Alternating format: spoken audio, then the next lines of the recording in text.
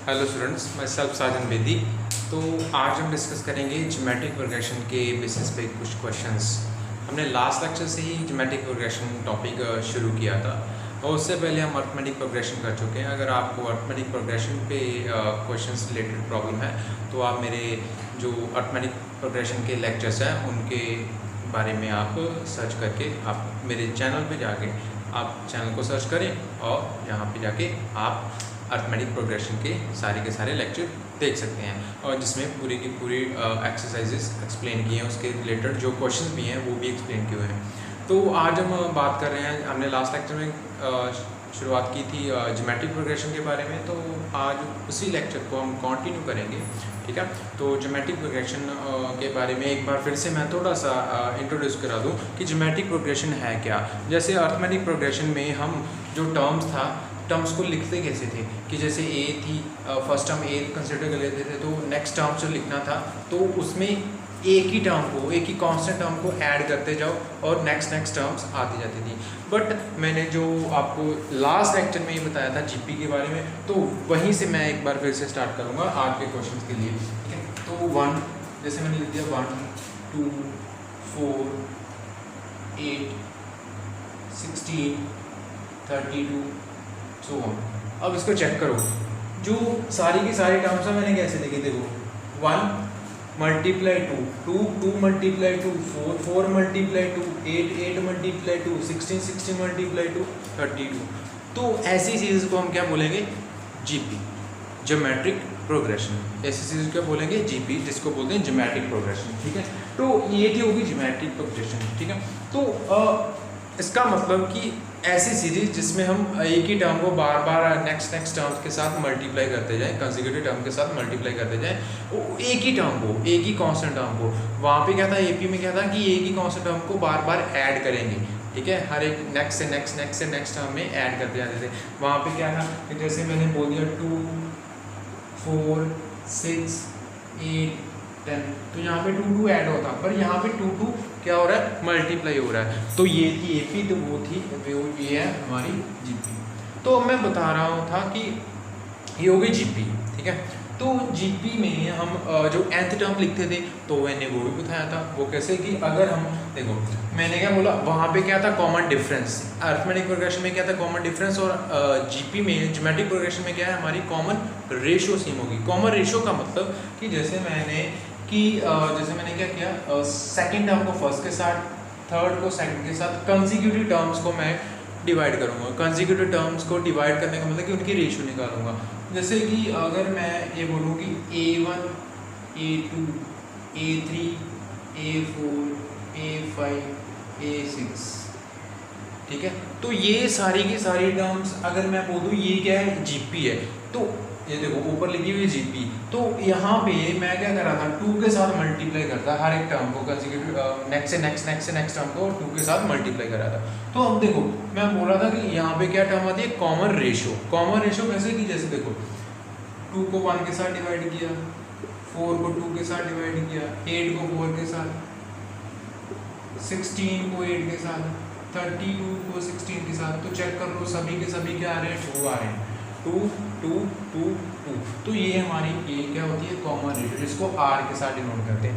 अगर मैं A1 A2 A3 A4 A5 A6 ऐसे टर्म्स ये क्या बोलूँ कि दीज आर इन जीपी, तो ये हमारी फर्स्ट टर्म है। जैसे कि ये मान लो A, ठीक है, तो नेक्स्ट टर्म क्या आएगी, AR, नेक्स्ट क्या आएगी, AR square, AR cube, AR4 AR5 AR6, ऐसे सो चलता रहेगा। ठीक है, तो चेक कर लो, ये हमारी फर्स्ट टर्म थी। जब r के साथ मल्टीप्लाई कर लिया, मैंने बोला 2, यहाँ पे r क्या हमारा 2 के साथ मल्टीप्लाई कर लिया, 1 को 2 के साथ 2 को फिर से 2 के साथ मल्टीप्लाई कर लिया 4। तो देखो एक बार r के साथ मल्टीप्लाई, फिर 2 बार r के साथ, एक बार फिर से r के साथ, यहाँ पे एक बार 2 के साथ मल्टीप्लाई, तो फिर से 2 के साथ मल्टीप्लाई, 2 2 का 4 हो गया। अब देखो a को एक बार r के साथ मल्टीप्लाई कर लिया, फिर से r के साथ मल्टीप्लाई कर दो, AR स्क्वायर, फिर से r के साथ मल्टीप्लाई करो, AR क्यूब, फिर से r के साथ मल्टीप्लाई AR4। तो ऐसे करके हम यहाँ से क्या जीपी को फाइंड आउट कर सकते हैं। तो ये हमारी थी जीपी की निशान। ठीक है, तो तो मैंने लास्ट लेक्चर में क्वेश्चंस भी डिस्कस किए थे, वो काफ़ी सिंपल क्वेश्चंस थे जीपी के रिलेटेड, ठीक है। तो आज हम कुछ और क्वेश्चन भी डिस्कस करेंगे जीपी के रिलेटेड। तो मैंने ये आपको पहचान बता दी। तो ऐसे ही हमारे पास जो nth टर्म आ जाती थी, या देखो ये देखो, ये फर्स्ट टर्म है, ये सेकंड है, ये थर्ड है, ये फोर्थ है, ये फिफ्थ है, ये सिक्स्थ है। अब देखो चेक कर लो, सेकंड में ए आर कितनी बार आ रहा है, थर्ड में ए आर स्क्वायर, फोर्थ में ए आर क्यूब। तो nth में अगर मैं लिखूँ या टी एन के साथ या ए एन के साथ डिनोट करूँगा तो ए आर की पावर n-1 लिखूँगा। देखो अगर फोर्थ टर्म थी तो ए आर क्यूब आ रहा था, फोर्थ टर्म में आर क्यूब आ रहा है, आर की पावर 4 में से 1 कम। फिफ्थ टर्म में आर की पावर 5 में से 1 कम, 4 आ रही है। फिफ्थ में ए आर की पावर 4 आए। तो जैसे nth में क्या आ गया, ए आर की पावर n-1, तो हमारे पास nth टर्म क्या आ गई, ए आर की पावर n-1। तो ये हमारी थी nth टर्म, ठीक है। तो ये था हमारा nth टर्म का formula for the GP, for the geometric progression. ये था nth टर्म का फॉर्मूला। तो ये तो हो गई सिंपल सी बात, ये हो गया हमारी जीपी, ठीक है। तो अब मैं बात कर रहा था क्वेश्चंस के बारे में। तो क्वेश्चन डिस्कस करने से पहले मैं आपको एक और बात बता दूं कि अगर देखो, अगर मैं बोलता हूँ कि कंडीशन फॉर द जीपी, अगर ए बी सी 3 नंबर है कोई आर इन जीपी, अगर कोई 3 नंबर जीपी में है, तो मैंने आपको अभी भी बताया कि 3 नंबर जीपी में अगर कोई टर्म्स जीपी में है तो उनकी कॉमन रेशो क्या है, सेम। कॉमन रेशो कौन सी, कंसेक्यूटिव टर्म की कॉमन रेशो। तो क्या होगा कि B upon A equals to क्या आएगा, सी अपॉन बी, यही आएगा कि नहीं। देखो क्या मैंने बोला कि जहाँ पे कंसेक्यूटिव टर्म की कॉमन रेशो क्या है, सेम। जैसे 2/1, 4/2, 8/4, सारी की सारी टर्म्स में जो कंसेक्यूटिव टर्म में कॉमन रेशो क्या है, सेम है। तो ये मैं बात कर रहा था, B upon A equals to C upon B. तो दिस इंप्लाइज दैट ये क्रॉस मल्टीप्लाई कर लूँगा तो बी स्क्वायर इक्वल्स टू ऐसे, ये हमारी कंडीशन आ जाएगी। अगर ए बी सी कोई भी जनरली मैंने बोल दिया कि ए बी सी कोई भी 3 नंबर ए पी में, तो ऐसे हमारी बी स्क्वायर इक्वल्स टू क्या हो जाएगा, ए सी में बी स्क्वायर इक्वल्स टू क्या आएगा, ए सी। बी स्क्वायर जो मिडल टर्म का square equals to multiplication of first and third term, ठीक है। तो ये हमारा जीपी की कंडीशन में कहीं पे इस कंडीशन को भी यूज़ कर सकते हैं हम, ठीक है। तो ये तो हमारे क्वेश्चंस को सॉल्व करने के लिए ये तो हो गई हमारी कंडीशन। तो अब हम क्वेश्चन की तरफ बढ़ते हैं। तो फर्स्ट क्वेश्चन मैं आज जो सॉल्व करूँगा, तो लेट्स डिस्कस क्वेश्चन नंबर 1। तो आर हमारा कॉमन रेशो है और ए क्या है, हमारी फर्स्ट टर्म, ठीक है। आपको पता चल गया कि ए अगर फर्स्ट टर्म है तो ये, अगर आर कॉमन रेशो तो हमारी जीपी ऐसे बन जाएगी। और nth टर्म टी एन से नोट कर लो, ए एन से नोट कर लो, जैसे मर्जी नोट कर लो, ठीक है। तो अब डिस्कस करेंगे क्वेश्चन नंबर फाइंड द लिखा हुआ है, find 12th term of GP whose 8th term is 192 and common ratio is 2। अच्छा, तो इसकी कॉमन रेशो गिवन है और हमारे पास 12th टर्म फाइंड आउट करनी है, 8th टर्म गिवन है। तो let A be first term of GP and R is common ratio. तो ये मैं डिस्कस करना चाहूँगा। तो अगर जीपी है, हमें बोल दिया जीपी है, तो जीपी में फर्स्ट टर्म होगी और कॉमन रेशो भी होगी। तो ए मैंने फर्स्ट टर्म कंसिडर कर ली और आर क्या कंसिडर कर लिया, कॉमन रेशो। तो आर में पहले से गिवन है जो कॉमन रेशो है, आर कितनी है 2। तो ए हमारी फर्स्ट टर्म थी, बट हमारे पास 8th टर्म गिवन है। तो मैंने बताया आपको nth टर्म का formula T N equals to A R की पावर n-1। तो अगर मैं 8th टर्म लिखूंगा, मैं डायरेक्टली लिख रहा हूँ, T8 क्या लिखूंगा, ए आर की पावर 8-1। तो क्या लिखा, T8 equals to A R की पावर 7। मैंने अभी आपको लिख के बताया था कैसे टर्म्स लिखनी है।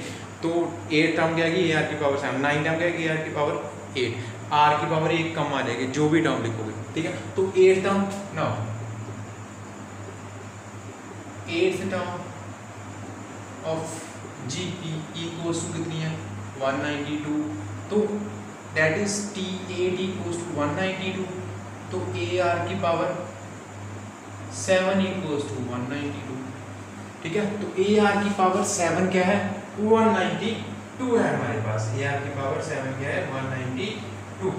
तो हमें फाइंड आउट करने को क्या बोला हमने, फाइंड आउट करने को क्या बोला है, चेक कर लो, फाइंड आउट करने को क्या बोला है हमें 12 टर्म। अगर ऐसा क्वेश्चन हो तो बहुत सिंपल हो जाता है, देखो तो ये था ए आर की पावर 7 कितना आ गया 192। तो देखो अगर आपको ऐसे ही लिखना है तो ऐसे लिख लो, तो no problem with that.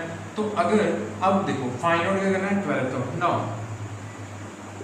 T12 term क्या आएगी हमारे पास ए आर की पावर 11, ए आर की पावर 11 ही आएगी। 12 टर्म क्या आएगी हमारे पास ए आर की पावर 11। तो अगर मैं आपको यहाँ से वैल्यू निकाल लूँ, अगर ऐसे नहीं करना तो वैल्यू नहीं निकालूंगा, वैल्यू किसकी निकालूंगा आर की पावर 7 की निकाल लो, ए की निकाल लो, ए की वैल्यू निकाल के ए की वैल्यू क्या आएगी 192 अपॉन आर की पावर 7, तो यहाँ पे फिल कर दूँ, नहीं तो हम ऐसे कर लेते हैं ए आर की पावर 11 को अगर मैं लिख लूँ 7 और 4, देखो आपको पता है कि अगर ए पावर m और ए पावर n बेस सेम हो तो पावर्स क्या हो जाती हैं ऐड, तो m प्लस n, तो ये लिखा हुआ 11 को मैंने दो टर्म्स में अलग कर लिया, 7 प्लस 4, 7 और 4 कितना हो गया 11 ही हो गया। तो T12 equals to A R की पावर 7 की वैल्यू कितनी है 192 है, और r कितना है हमारे पास, r कितना है 2, तो 2 की पावर कितनी आ गई 4, T12 192 मल्टीप्लाई 2 की पावर 4, 2 की पावर 4 कितने 2 का 4, 2 का 8, 2 का 16, तो 16 आ गया हमारे पास।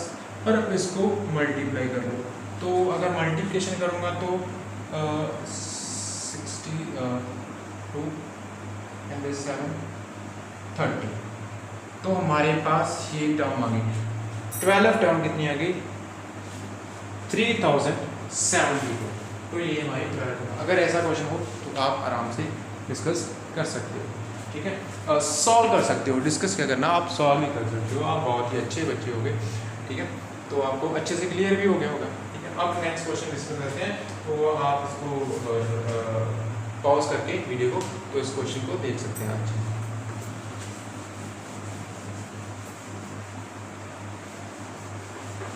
अब देखें लिखा हुआ है कि in the GP third term is in the GP third term is 24 and sixth term is 192, find 10th term। तो हमें 10th term फाइंड करना है, थर्ड टर्म 24 है, सिक्स्थ टर्म 192 है, तो 10th term फाइंड करनी है, ठीक है। तो फर्स्ट ऑफ ऑल हम जो भी अगर जीपी गिवन है तो let A is first term and R is common of GP।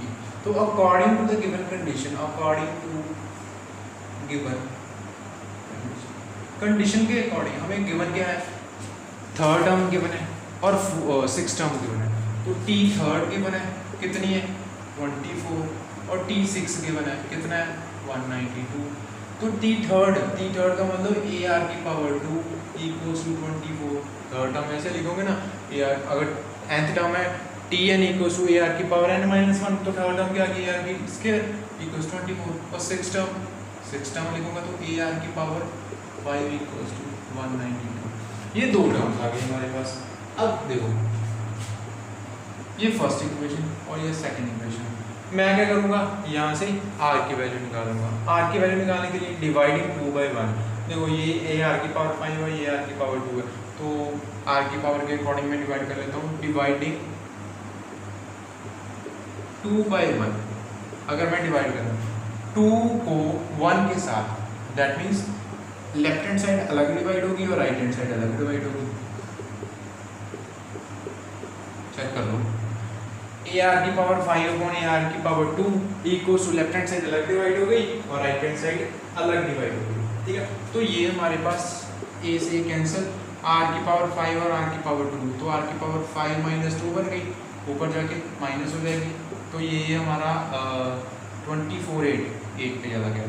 तो r की पावर 3 इक्वल्स टू 8। तो अगर मैं बोलूँ कि r की पावर 3, तो 8 को क्या मैं लिख सकता हूँ 2 मल्टीप्लाई 2 मल्टीप्लाई 2, तो r की पावर 3 इक्वल्स टू 2 की पावर 3। ठीक है, तो r कितना आ गया 3, r कितना आ गया, सॉरी r कितना आ गया 2, r की पावर 3 इक्वल्स टू 2 की पावर 3, तो r कितना आ गया हमारे पास 2। ठीक है, तो इसके अकॉर्डिंग r की वैल्यू कितनी आ गई 2। तो हमें फाइंड आउट क्या करना है, फाइंड आउट क्या करना है, हमें चेक कर लो, फाइंड आउट क्या करना है, हमें टेंथ टर्म फाइंड आउट करनी है। r तो आ गया, हमें क्या चाहिए, अब फर्स्ट टर्म चाहिए, तो put r equals to 2 in 1, equation 1 में मैं r की वैल्यू 2 पुट कर दूंगा, तो क्या आ गया a, r की वैल्यू कितनी 2, r स्क्वायर था तो 2 का स्क्वायर आ गया इक्वल्स टू 24, 2 का स्क्वायर कितना आ गया 4, तो a कितना आ गया 24/4 कितना आ गया 6, तो a कितना आ गया 6 ना। मुझे फाइंड आउट क्या करना है t10, तो t10 क्या है a r की पावर 9, तो ये कितना है 6, r कितना है हमारा 2 की पावर 9। चेक कर लो r कितना है 2 की पावर 9, तो 2 की पावर 9 फाइंड आउट करूँगा, तो 2 का 4, 2 का 8, 8 2 का 16, 16 2 का 32, 32 2 का 64, 64 2 का 128, 128 2 का 128 2 का 256, 256 2 का 512, तो ये 9 मल्टीप्लाइड ये हमारा t10। चेक कर लो 2 की पावर 9 मतलब 2 को 9 टाइम्स मैं मल्टीप्लाई करूँगा, तो हमारा पास 512 को अगर मैं मल्टीप्लाई करूँ 6 के साथ, तो t10 हमारे पास कितना रहेगा 2 6 हमारा 7 12 6 7 और 30, ये हमारे पास t10 की वैल्यू 3072, ये हमारा क्वेश्चन था। आप उसको पॉज कर लीजिए और इसको अच्छे से चेक कर लीजिए। अब मैं नेक्स्ट क्वेश्चन डिस्कस करूँगा। तो हमारे पास इससे नेक्स्ट क्वेश्चन है क्या कि for what value effects the numbers, तो ये मैं क्वेश्चन रब कर रहा हूँ।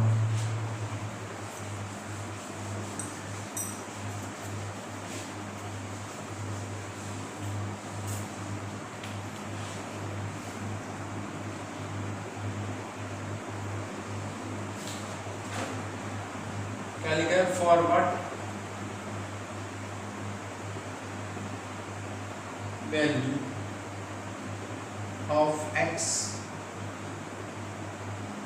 numbers -2/7 x -7/2 are in GP।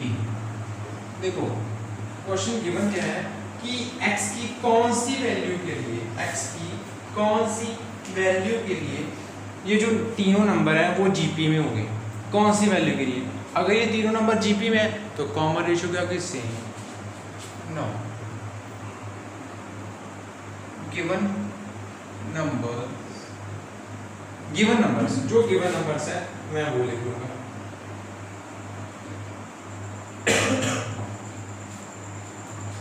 -2/7 x -7/2 are 3 consecutive terms of GP। ये तीनों नंबर्स जो क्या है जीपी में है, तो नंबर तो 3 है, तो रेगुलरली मैंने 3 कंसेक्यूटिव टर्म्स लिख लिए। ठीक है, तो क्या मान लिया कि जो तीनों क्या है consecutive terms of the GP. अगर ये जीपी की कंसेक्यूटिव टर्म्स हैं तो मैंने अभी बताया कि अगर A B C are in GP तो क्या करते हैं, कॉमन रेशियो क्या होता है, सेम। तो सेकंड को फर्स्ट के साथ, तो x upon -2/7 equals to -7/2 upon x। Check कर लो, x अपॉन -2/7 -7/2 अपॉन x, जो कॉमन रेशियो क्या होगी, सेम। ठीक है, अगर कॉमन रेशियो सेम है तो मैं क्रॉस मल्टीप्लाई करूँगा, क्रॉस मल्टीप्लिकेशन कर रहा हूँ, तो x मल्टीप्लाई x क्या आ गया, x स्क्वायर, तो -7/2 मल्टीप्लाइड बाई -2/7, तो ये मैं कैंसिल कर दूंगा, तो माइनस माइनस क्या आ गया plus, X square equals to क्या आ गया plus, X equals to plus minus square root of 1, तो प्लस माइनस स्क्वायर रूट 1 की वैल्यू क्या है 1, तो हमारे पास x की वैल्यू क्या आ गई प्लस माइनस 1, तो ये हमारी वैल्यू होगी कि x की वैल्यू अगर प्लस 1 हो या माइनस 1 हो तो these terms are in GP. तो ये हमारा क्वेश्चन था। तो अभी हम एक और क्वेश्चन जैसे डिस्कस करेंगे जो हमें क्लियर हो अच्छे से कुछ और, ठीक है। तो let's discuss another question related to the topic. अब देखो मैं ये रब कर रहा हूँ,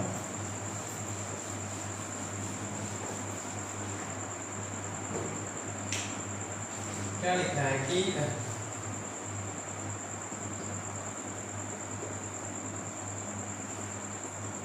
if 4th, 10th and 16th term of a GP are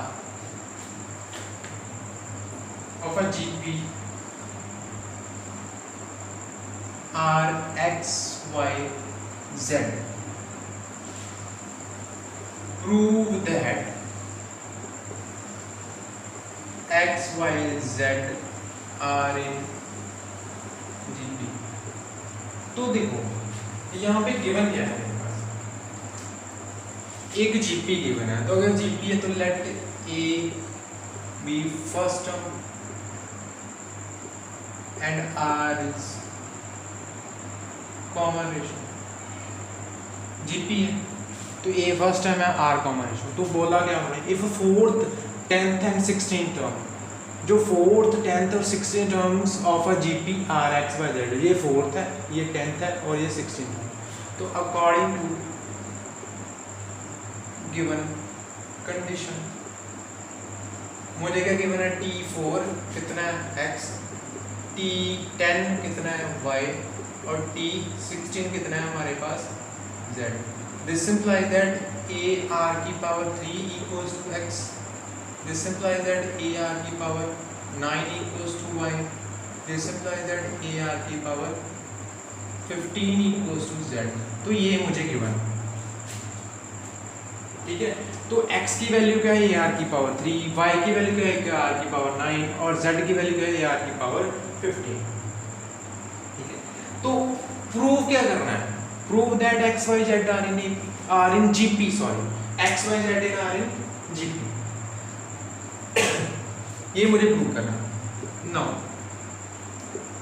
x y z are in GP if, कब जीपी में होंगे, जीपी की कंडीशन क्या है, कोई भी 3 नंबर जीपी में कब होते हैं, जब मैंने बोला कि A B C are in GP, अगर A B C are in GP तो B square equals to A C, ये कंडीशन है हमारे पास। तो इसीलिए मैंने ये पहले बताया था कि ये कंडीशन यूज भी होगी, ठीक है। तो if Y square equals to क्या होगा, Y square equals to X Z क्या होगा, if Y square equals to X Z, अगर ये कंडीशन प्रूव हो जाए तो मैं क्या बोलूँगा कि X Y Z are in GP.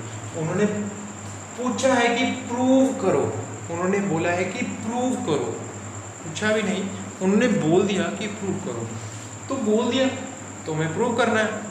तो मैथमेटिक्स में हमें प्रूव भी करना होता है, तो हम प्रूव करेंगे।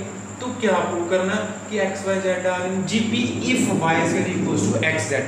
तो अब y की वैल्यू y स्क्वायर, तो हमारे पास लेफ्ट हैंड साइड ना, left hand side y square कितना आ रहा है, y कितना है, a r की पावर 9, a r की पावर 9 का स्क्वायर, तो क्या आ गया a स्क्वायर और r की पावर 9 का स्क्वायर, 9 2 का 18, ये आ गया a स्क्वायर r की पावर 18, चेक कर लो। अब राइट हैंड साइड क्या है, x Z, right hand side क्या है एक्स जेड, तो एक्स कितना है हमारे पास ए आर की पावर 3 और जेड कितना है हमारे पास, जेड मल्टीप्लाई हो रहा है ए आर की पावर 15। तो देखो ए की पावर 1 है, ए की पावर 1 और 1 कितनी होगी 2 आर की पावर 3 और आर की पावर 15, 3 और 15 ऐड हो गए, जो बेस सेम हो गए तो पावर से ऐड होगी, ए की पावर 1, ए की पावर 1, 1 और 1 2 हो गई, आर की पावर 3, आर की पावर 15 कितनी आ गई, 3 + 15 सॉरी 18। अब देखो left hand side equal to क्या आ गया, राइट हैंड साइड के, तो हम ये कंडीशन प्रूव हो गई हमारे पास। अगर ये कंडीशन प्रूव हो गई तो इसका मतलब एज द रिजल्ट, तो हमारे पास रिजल्ट प्रूव हो गया ना। Therefore y square equal to क्या है, x z। अब y स्क्वायर इक्वल टू किसके आ गया, x z के, left hand side equal to right hand side, therefore x y z are in GP. तो हमें यही तो प्रूव करना था कि x y z are in GP. तो ये आपको लेक्चर से समझ आ गया होगा। इसको पॉज करके आप एक बार समझना है, दूसरी बार आप इसको वीडियो लेक्चर को आराम से देखना, तो आपको बहुत ही अच्छे से और बहुत ही क्लियरली बहुत ही नॉर्मल तरीके से समझ आएगा। और अगर आपको इसमें कोई डाउट होगा तो आप वीडियो में आप कमेंट बॉक्स में कमेंट कर सकते हो। Thanks for watching lecture, thank you.